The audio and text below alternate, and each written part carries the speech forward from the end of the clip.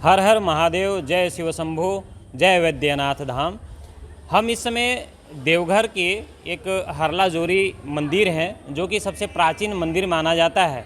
हम यहीं मौजूद हैं और ऐसा शिव पुराण में वर्णित है कि यहीं से रावण का भी कथा जुड़ा हुआ है, जो शिवलिंग को लेके वो जा रहे थे। और इसके बारे में हम पूरी विस्तार से हम बात करेंगे। हमारे साथ पंडित जी हैं, वही बता पाएंगे यहाँ के बारे में कि ये हरला जोरी आखिर नाम कैसे पड़ा और ये प्राचीन मंदिर है, शिव मंदिर है, तो इसका इतिहास क्या है। तो बाबा, सबसे पहले तो आपका बहुत बहुत धन्यवाद है कि आप हमारे कार्यक्रम से जुड़े। आपका परिचय क्या हुआ? हमारा नाम पप्पू कुमार झा है। जी जी। हम जो है यहाँ का पंडित हैं, पुजारी हैं और हमारे देख रेख में मंदिर चलता है जी।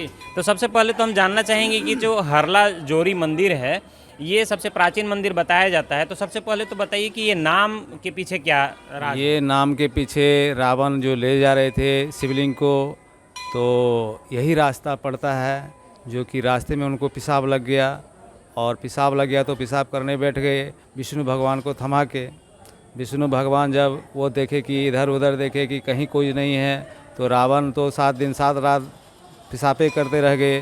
तो जब उठे तो देखे विष्णु भगवान नहीं, तो विष्णु भगवान ने ही वो मनोकामना लिंग को बैद्यनाथ में ले जाके बैठाए और बैठाए तो रावण यहाँ अक्षित हो गया। 7 दिन 7 रात बाद जब उठे तो देखे कि ब्राह्मण भी गायब, शिवलिंग भी गायब, झूला यहाँ टंगा हुआ था, हरतकी का पेड़ था यहाँ जहाँ भी हमारे शिवलिंग हैं, आपरूपी शिवलिंग हैं, वहाँ से हरतकी वो झूला जैसे ही रावण छुए तो वो पेड़ गिर गया और वहीं से ये शिवलिंग प्राप्त हुए हैं और इनकी पूजा अर्चना हम ही लोग करते हैं। और वो मनोकामना लिंग जिस झोला में ले जा रहे थे रावण, वो मनोकामना लिंग विष्णु भगवान ने सती के हृदय पर ले जाके स्थापित किए, जिसके कारण वहाँ का हर मनोकामना हर आदमी का पूर्ण होता है।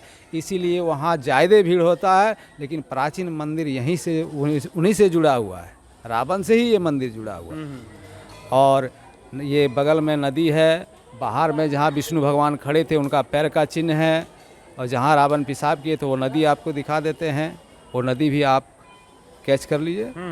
और उसके बाद एक कुंड है, वो कुंड भी प्राचीन है। वहाँ किसी प्रकार का अगर चर्म रोग होता है, अगर पेट में आपका दर्द होता है, तो वहाँ का जल और मिट्टी खाने से भला होता है। ये सब यहाँ का प्रसिद्ध चीज़ है। तो वो उस कुंड के बारे में आप बता रहे थे कि रावण से जुड़ा हुआ है वो कुंड। वो कुंड रावण से इसलिए जुड़ा हुआ है कि उनके पेट में जब वरुण प्रवेश थे तो शिवलिंग जब शंकर जी को वहाँ बोले जाके कि हमारे पेट का दर्द तो गया नहीं, आप लंका तो गए नहीं और ना ही हमारा पेट का दर्द भला हुआ, तो ये कैसे होगा। तो हम शंकर जी बोले कि ये त्रिशूल हम फेंकते हैं, ये त्रिशूल जहाँ जाके गिरेगा वहाँ का जल और मिट्टी तुम खा लेना, वहाँ तुम्हारा पेट का दर्द वहीं भला हो जाएगा। और रावण के पेट का दर्द वहीं भला हुआ था। अभी यहाँ का प्रसिद्ध ये है कि किसी प्रकार का चर्म रोग होता है या पेट में दर्द होता है तो वहाँ का जल मिट्टी खाने से अभी भी भला होता है। वो कुंड प्रसिद्ध है। और आप इस मंदिर के नाम के पीछे का इतिहास बता रहे थे कि क्यों ये नाम पड़ा? ये नाम यहाँ हरि और हर का मिलन हुआ है। विष्णु भगवान हुए हरि और हर हुए महादेव शंकर भगवान, जिनका शिवलिंग जो है विष्णु भगवान के हाथ में थमाए, तो विष्णु भगवान और शिवलिंग का दर्शन वहीं मिलन हुआ, वही हरि और हर का मिलन हुआ, तो वहाँ यहाँ का नाम हरला जोड़ी पड़ा है।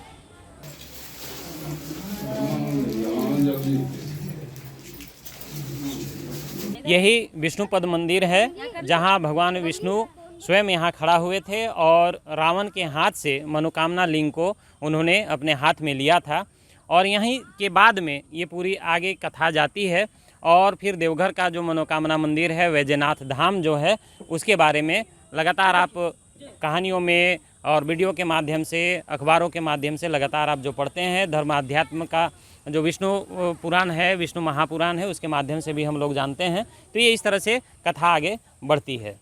तो ये तो श्रावण मास है, श्रावण मास में इतनी भीड़ तो होनी ही है, लेकिन अन्य दिनों में किस तरह का भीड़ जो है यहाँ देखिए, अन्य दिन सोमवार को भीड़ लगती ही है और शिवरात्रि है 1 तारीख जैसे होता है जनवरी में, उसमें भीड़ लगती है। और मुख्य जो है त्यौहार आता है उसमें भीड़ लगती है।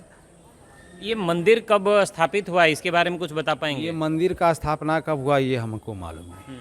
जीर्णोद्धार हम देख रहे थे, मंदिर के कपाट में लिखा हुआ। बहुत पुराना, मतलब बाद में किया गया है, वो सब तो बहुत 1600 ईस्वी के आसपास 1600 ईस्वी के पास, लेकिन ये मंदिर उससे भी पुराना है। स्वयंभू शिव हैं यहाँ पे, खुद से स्थापित हैं। खुद मैंने आपरूपी शिवलिंग है। बैजू जो हुए तो अब तो वहाँ स्थापित कर दिए ले जाके उनको, तो वो तो जंगल था, पहले देवघर में जंगल था, पूरे नगर जंगल ही था, तो वहाँ तब उनकी पूजा अर्चना कौन करता। फिर तो माने लंकार कैलाश तो बीच में पड़ गया बैद्यनाथ धाम, अब तो यहाँ आके रावण पूजा तो करते नहीं, वो वृद्ध हो गए थे, तो इस कारण बैजू वहाँ ग्वाला के रूप में गाय चरा रहा था जंगल में।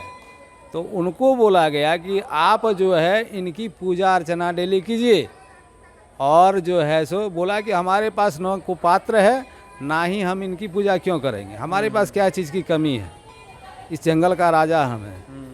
तो बोला देखिए ये शिवलिंग है, इनकी पूजा करना आपका परम धर्म है, आप इनकी पूजा कीजिए और जो है सो आपको मन इच्छा वर मिलेगा। तो एक दिन पूजा करते करते वो जब माने एक दिन ऐसा हुआ कि वो कुछ खा लिए, उनको याद नहीं रहा, तो जैसे ही वो खा लिए और उनको जो है याद आया, अरे एक अन्न दिया मुँह में, याद आ गया कि अरे आज तो शंकर भगवान का पूजा हमने नहीं किया है। जैसे कि उन्हें मुँह कान धोया, जल चला गया फिर शिवलिंग के पास, और मुँह से ही जल डालते थे वो। अच्छा, पात्र नहीं था, बेलपत्र जंगल से तोड़ते थे और मुंह में जल डाल के ले जाके शिवलिंग पर गिराते थे। तो जैसे ही उन्होंने गिराया तो एक अन्न का टुकड़ा शिवलिंग पर जा गिरा, तो शंकर भगवान प्रकट हो गए। तो बोले मांगो वर, क्या मांगते हो तुम। बोला हम तो जंगल का राजा है, तुम भिखारी, हमको क्या दे सकते हो। तो भगवान शंकर तो भोलेनाथ था, वो तो भिखारी के रूप में रहते ही थे। तो बोला कि वर मांगो, तुम जो मांगोगे वो मिलेगा। मांगो, बोले कि ठीक है, अगर देना ही चाहते हो तो हमारा नाम सबसे आगे रहना चाहिए, तुमसे भी आगे मेरा नाम होना चाहिए। तो आगे बैजू, पीछे नाथ, रावणेश्वर वैद्यनाथ, पहले बैजू का नाम आया, फिर नाथ भोलेनाथ हुए, और रावण ही के ही द्वारा वैद्यनाथ आए वो, इसलिए रावणेश्वर वैद्यनाथ। बहुत बहुत धन्यवाद पंडित जी, बहुत ही अच्छा इतिहास इन्होंने बताया, और किस तरह से रावण से जुड़ा है ये पूरा धाम, ये पूरा क्षेत्र, इसके बारे में इन्होंने विस्तार से बताया। तो धन्यवाद कि आप हमारे वीडियो को लगातार देख रहे हैं, और हम इस श्रावण मास में भगवान विष्णु और शिव से जुड़ा अनेक कथाएं भी आपको हम लगातार दिखाते रहेंगे अपने कैमरे के माध्यम से। तो धन्यवाद, आपने हमें इतना समय दिया इसके लिए। प्रभातखबर.com, विश्वास वही, रफ्तार नहीं।